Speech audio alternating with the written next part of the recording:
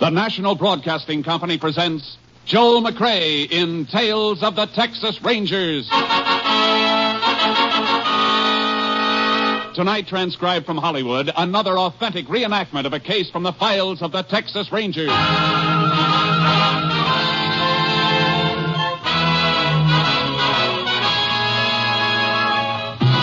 Tales of the Texas Rangers, starring Joel McCrea as Ranger Jace Pearson.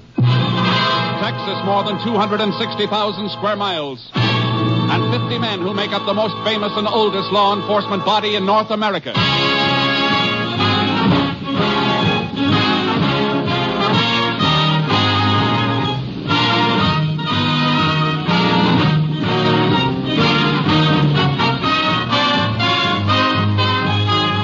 Now, from the files of the Texas Rangers come these stories based on fact.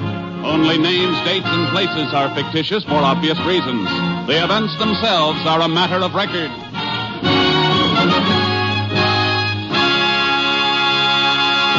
Case for tonight, Loggers' Larceny.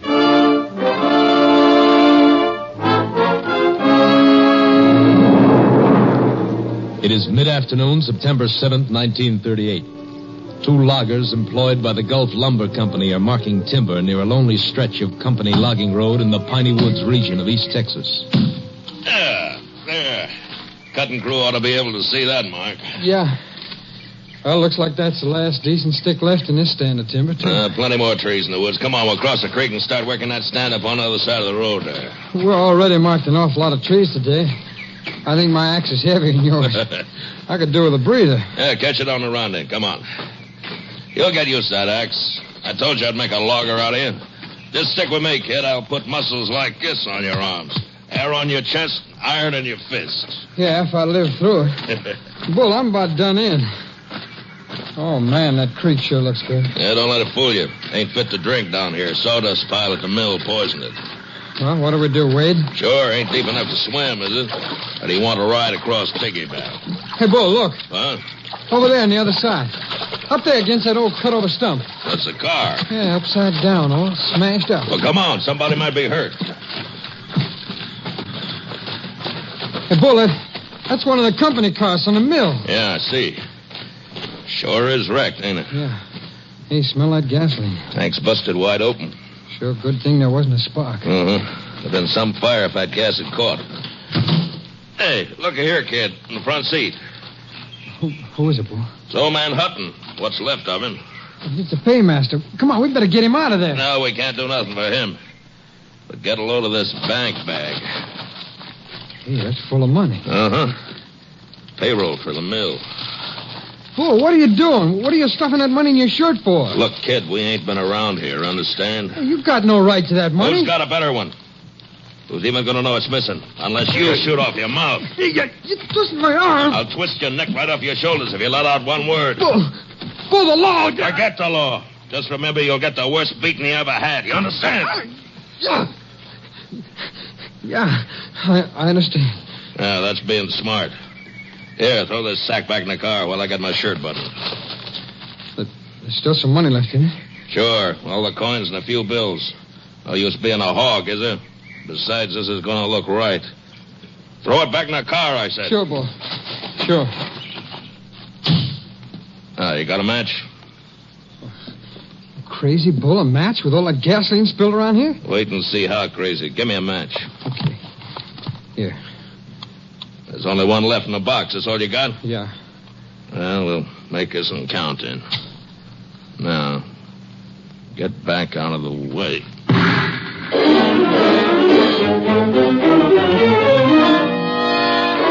The frantic mill superintendent waited until evening to report the missing paymaster and money.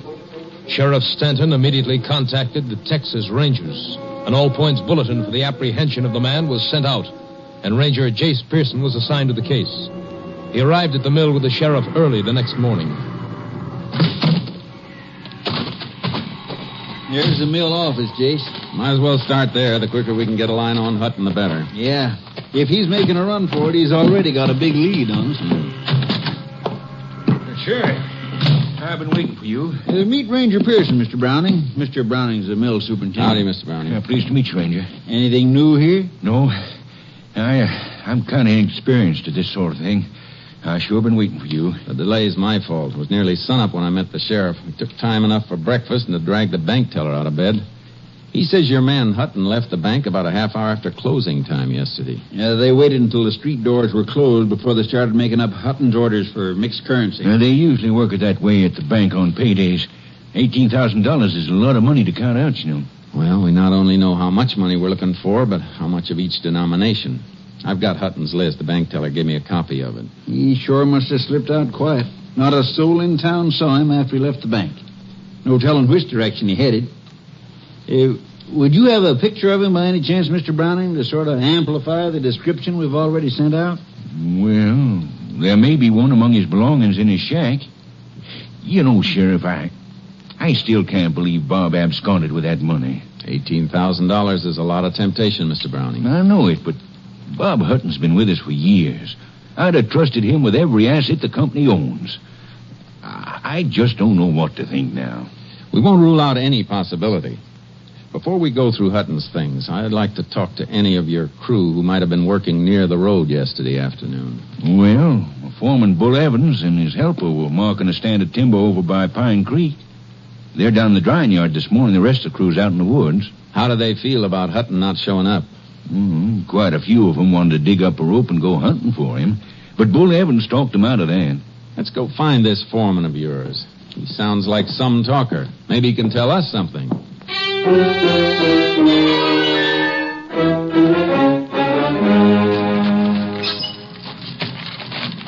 Put your shoulder to the dolly, kid. Here. Yeah, that's good. I will stack this load of sheathing beside that last bunch of 2-bys. Stand them on in and slide them in against the ridgepole there. Okay. This green stuff's as heavy as lead. Stack it up there straight. Want the whole blame rack to come down on top of you? What's the matter with you? You nervous? No, I ain't nervous. Give me a hand, won't you, Bull? Sure. There. Like I told you, keep your mouth shut and nothing will happen to you. Okay. Get that next stick now.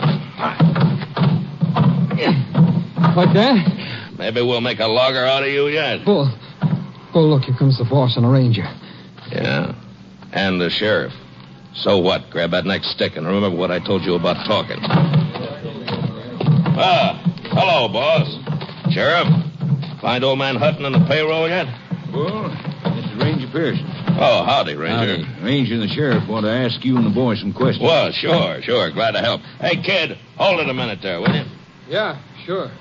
I understand you were working somewhere near the road from town yesterday afternoon. No, we're working a stand over on Pine Creek. Sometimes it was near the road, sometimes it wasn't. Did you see anything of Hutton or the company car he was driving? We didn't see any car, did we, kid? No. Did you hear a car going either way on the road? Yeah, we didn't hear nothing. We didn't see nothing. I'm afraid you're barking up a wrong tree, Ranger. How's that, Bull? Old man Hutton wasn't crazy. He'd seen a chance at a lot of money, and he took it. He never headed back this way from town. You'll pick him up someplace long gone from here. All right, Bull. That's all. Yeah, come on, kid. Let's get back to work. Wait a minute. I haven't talked to your helper yet. Well, Bull told you. We didn't see nothing. I don't know nothing about that money. We're looking for a man right now, son. Not the money he was carrying. Are you as convinced as Bull here that he ran off with the company payroll? Well, Well, are you or aren't you? I don't know nothing about it, I tell you. What are you so nervous about? Well, nothing. I just don't know nothing about it. Look, son, maybe you don't know it, but there's a severe penalty for withholding information from the law in this state. If you do know anything about this case, anything at all, it's your duty to tell the ranger and me now. Well, Yeah? Well, there's a pretty bad turn over there on Pine Creek. Mr. Hutton might have had an accident when nobody was around. Say, that is a possibility, Ranger. That's the worst stretch along the road. And one of those turns is a bad one. Old Bob Hutton could drive that road backwards and blindfolded. He's been doing it for years. Besides, me and the kid come in by the road last night. There wasn't no wreck along it then. Did you see anything, son? No, there wasn't nothing along the road when we went by. We came out that way this morning, Jace. Wasn't anything inside then either. Well, the area along the creek is an old cutover. Brush has come back thick in spots. The car down in there could be completely hidden from the road. Well, we're going to have to search every inch of the way out from town to eliminate accident as a possibility in this case anyway, Jace. This bad turn out by the creek sounds like as good a place as any to begin with. Yeah, let's get out there and take a look. You mind showing us that cutover, Mr. Browning? Well, not at all, Ranger. I'll get my car and you can follow me. Bull, if anything comes up here while I'm going, you take care of it for me, will you? Oh, sure, boss. Sure. I'll take care of everything. Hey, don't you want me to go with you? No, thanks, son. You better stay here. Yeah, kid, you stay here. There's going to be plenty to keep you busy.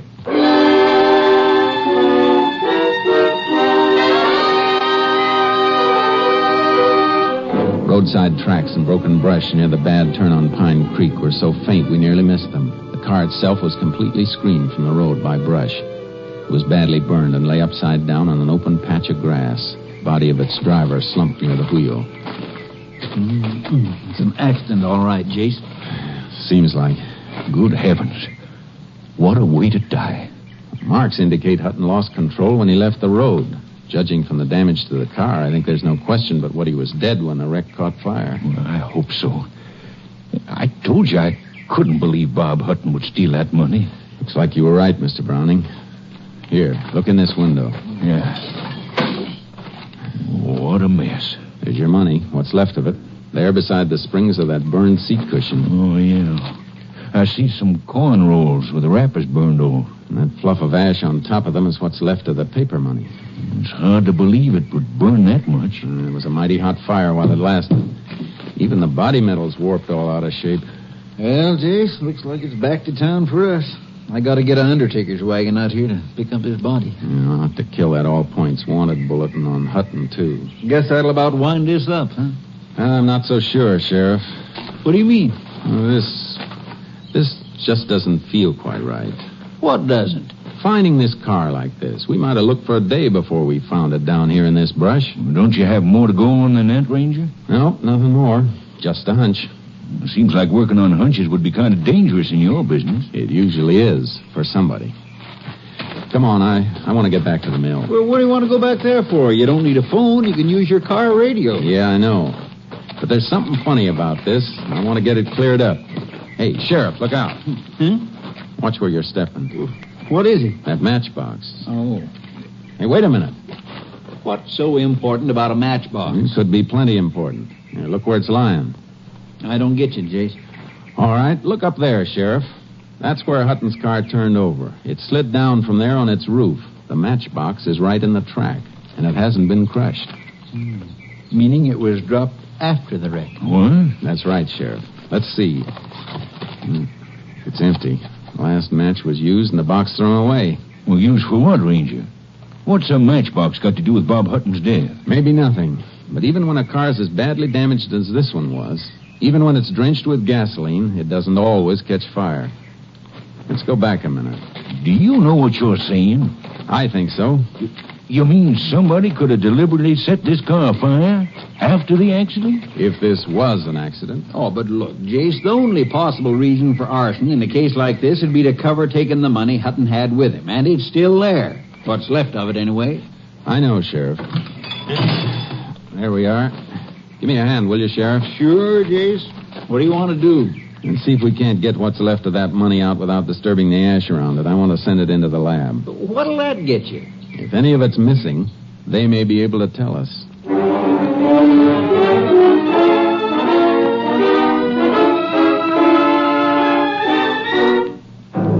We removed the remains of the charred money bag and its contents as carefully as possible and packed them for transfer to the laboratory.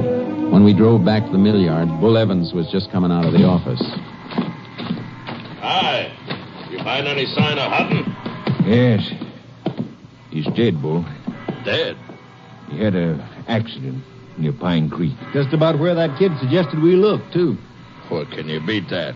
Where is the kid? I think we'd better talk to him again. Well, you ain't going to get much out of him, Ranger. Why? No, these young punks never look where they're going or what they're doing. He's got himself really bunged up. Where is he? In the first aid room back at the office. I wanted to send for a doctor, but he wouldn't let me. I got him on a cot back there. He don't feel so good. Let's take a look. Come on. You too, Bull. Yeah, sure. Right through there, Ranger. Okay.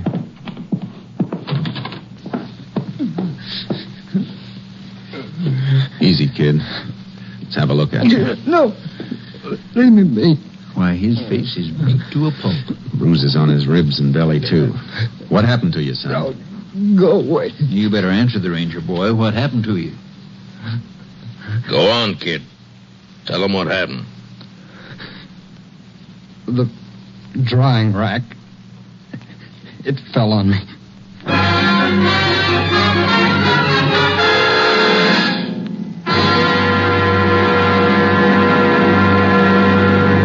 You are listening to Tales of the Texas Rangers, starring Joel McCrea as Ranger Jace Pearson. We continue now with tonight's case, Loggers' Larceny, an authentic story from the files of the Texas Rangers.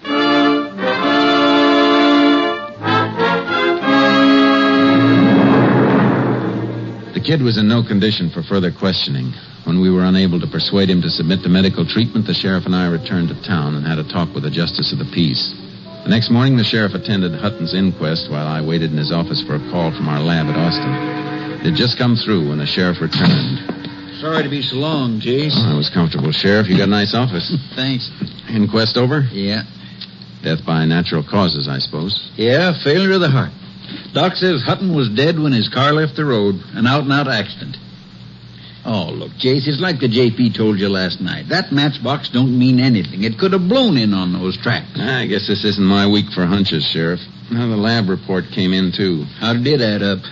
Coins in the bank sack tallied exactly with the withdrawal slip the teller gave us. Oh, how about the bills, the paper money? There were traces of them in the ash. The quantity was small and might indicate some paper money was missing, but it burned so completely the lab couldn't be sure. Yeah, looks like that's that. Yeah. Well, Sheriff, guess I better get started. So long, Jason. Thanks. See you again on another case. Yeah. Call us anytime you need us. You know, Sheriff, it still doesn't feel right. You know, Jace, it doesn't to me either. There's that matchbox. Sure, it could have blown in there, but that kid at the mill. Yeah? What about the kid? If he had a hunch Hutton's car was wrecked and where it might be, why didn't he tell his boss that as soon as he and Bull came in from the timber? Yeah, that's right. As it was, he didn't tell us till we dragged it out of him. That turn out there didn't have anything to do with Hutton's death. His heart quit. He could have gone over the edge anywhere along the road. Yeah, but Jace, he did go over at that turn. Sure he did. And that's why the kid couldn't have known the car was there unless he'd seen it. Then Bull Evans and the kid were lying. But why? That's what we're going to find out. That and why the drying rack fell on the kid. Kind of funny two accidents should happen so close together. Come on, Sheriff. Let's get out to that mill. Well,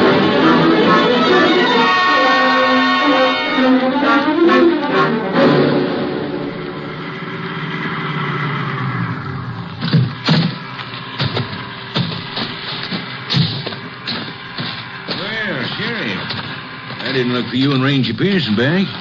Something new come out? Not exactly, Mr. Browning. Just a few loose ends. I want to talk to that kid who was hurt yesterday. How is he? Oh, apparently a lot better than he looks. How's that? He was up for breakfast this morning. Insisted he was in shape to work. In shape to work? That's what he claimed. Well, that kid was in shape for a hospital. Bull banked him up. He'd been taking care of him. I guess he ought to know. They around the yard here? Well, Bull didn't figure the kid was quite up to yard work. They went out with a felon crew. Together? Sure. Bull said he'd watch after the kid. Oh, he did, huh? Where are they? Up in the northeast quarter of Section 3 someplace, about 4 miles out. Come on, Sheriff. We better get out there. That kid was in no condition to work. Well, you can't make it in a car. We haven't got our access road to that section finished yet. You got any horses here? Yeah, the one I use for making my rounds of the cruise is saddled up out back. Bring it around for the sheriff. I'll get my horse unloaded from the trailer. Right away, Ranger. Come on, Sheriff. Get on the other side of that end gate, will you? Sure. You think that kid's in any danger, Jace? What do you think? I'm beginning to think so. So am I. Oh, back out, Darcy. Steady, boy. Easy, easy, boy. Here you are, Sheriff.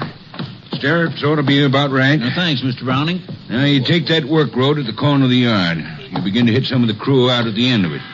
They can tell you just where Bull and his helper is. Thanks. Let's go, Sheriff. Come on, Pick him up, boys.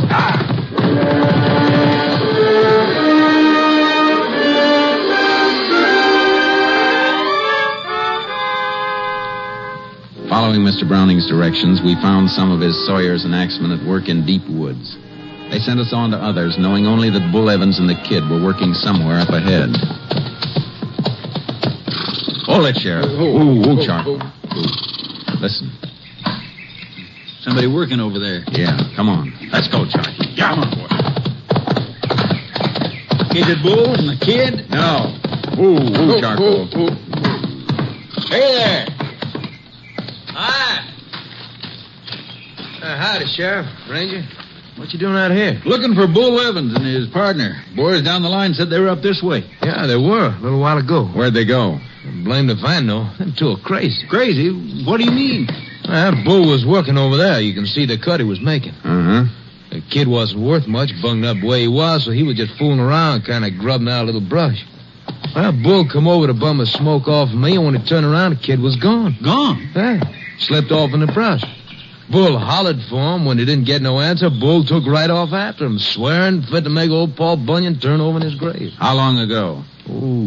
10, maybe 15 minutes ago. Come on, Sheriff. Hey, look, what is all that? Tell you later, son. Come on, let's go. Lift him, Charlie.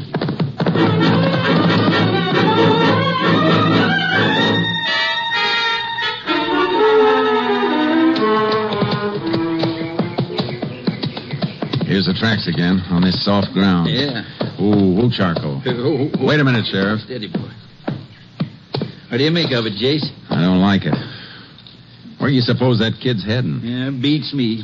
Wherever it is, he's sure heading there in a straight line and hard as he can go. Yeah, with Bull apparently right behind him. Makes about as little sense as that drying rack falling on him yesterday or Bull talking him into reporting for work this morning. What's between the two of them? That's what we got to find out. Tracking us too slow. We're losing too much time. That's pretty thick timber ahead. It ought to slow him up some.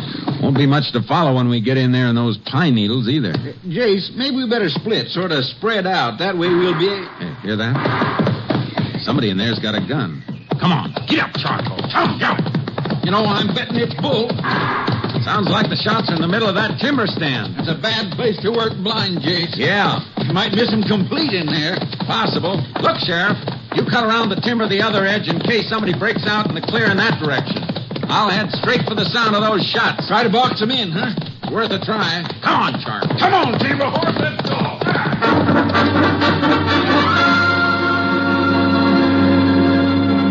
Deep into the timber, I stopped near a blowdown. A huge living pine tree blown over onto the ground.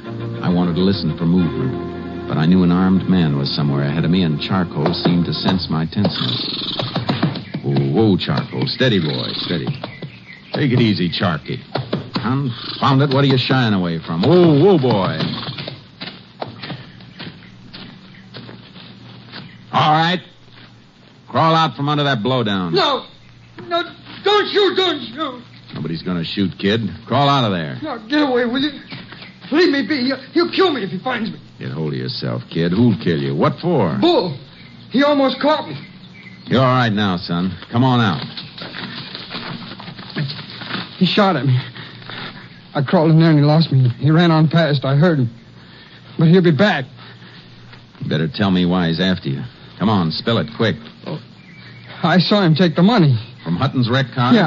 Yeah, we came down to the creek and there it was. He took the money and threw a match into the gasoline. He burned the car. Mr. Hutton's still in it. Come on, settle down. Take it easy.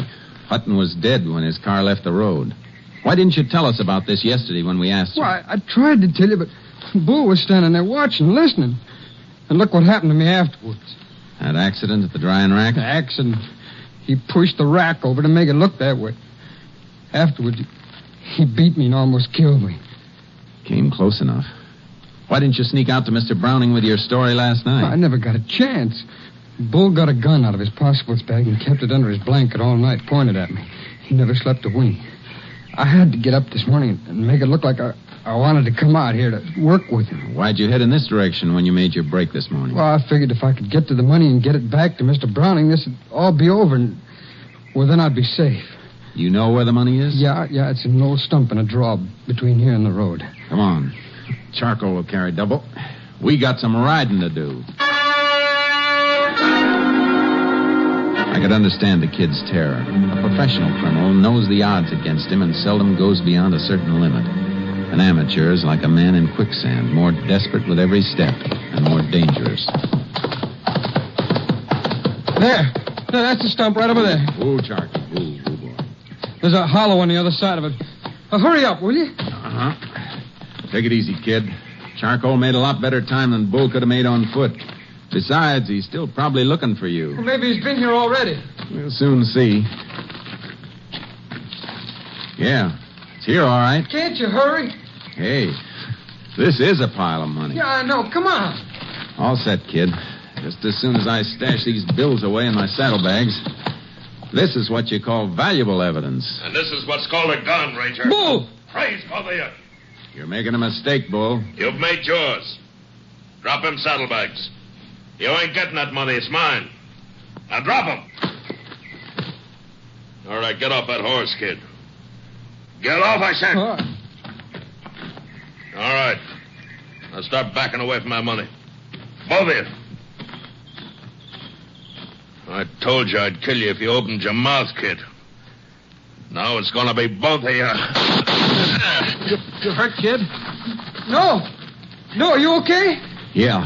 Bull's gun just didn't shoot very straight. Oh, yours sure did, and fast. That's what a spring clip holster's for, son. Jace! Jace! Ho, boy, ho. Everything all right? Yeah, for everybody but Bull. He's dead? Kind of. What was the deal, Jace? Did he have some of the money from the wreck? Show him what's in the saddlebags, kid. All right.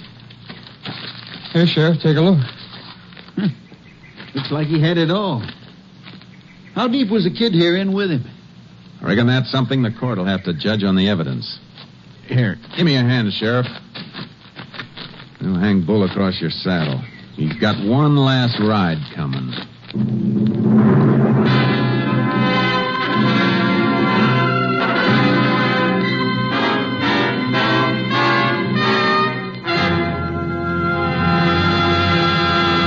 On November 12th, 1938, the kid was arraigned before the county court and found innocent of willful complicity in the theft from the paymaster's wrecked car. He was returned to society with a deeper appreciation and understanding of the duties of a citizen in the face of crime.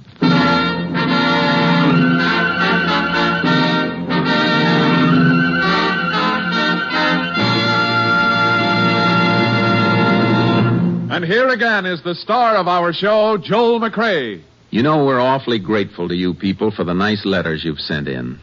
It makes you feel good to know that there's some folks who just want to let you know that they're all for you and that they like your show. I know it's kind of an effort to sit down and write a letter or postcard to a voice hundreds of miles away, and that's why it would be downright ungrateful if we didn't thank you for your trouble. It's really a compliment. There's a little story I ran across about a ranger I thought you'd like to hear before we say goodnight. I thought it was kind of funny. It seems that in the days when the Texas Rangers were charged with the enforcement of the prohibition laws, their reputation for apprehending offenders caused moonshiners to keep a sharp eye out for these famed officers. One day on a lonely road in East Texas, a moonshiner with a load of bootleg whiskey rounded a turn and came upon a man dressed in khaki clothes, big hat, and boots, signaling him to stop. Frantically, he grabbed a wrench and broke all 10 of the 1-gallon bottles of whiskey. Turning to the man in the road, he called, "You can't arrest me, Ranger. You ain't got no evidence." "What do you mean, fellow?" replied the Texas Ranger. "I have a flat tire. Can you loan me your jack?" Good night, folks. See you again next week. Next week, Joel McCrea in another authentic reenactment of a case from the files of the Texas Rangers.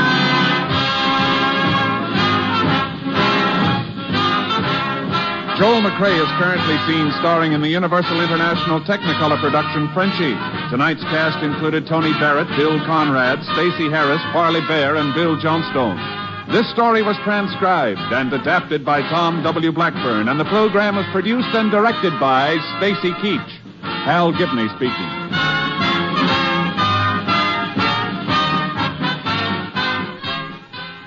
Three chimes mean good times on NBC. Monday is for music, the best in music on NBC. Tomorrow evening, the telephone hour brings you contralto Marian Anderson as guest soloist. And for a melodic blend of light classical and classical music, you're invited to the second concert in a new Monday evening series by the Boston Pops under the baton of Arthur Fiedler.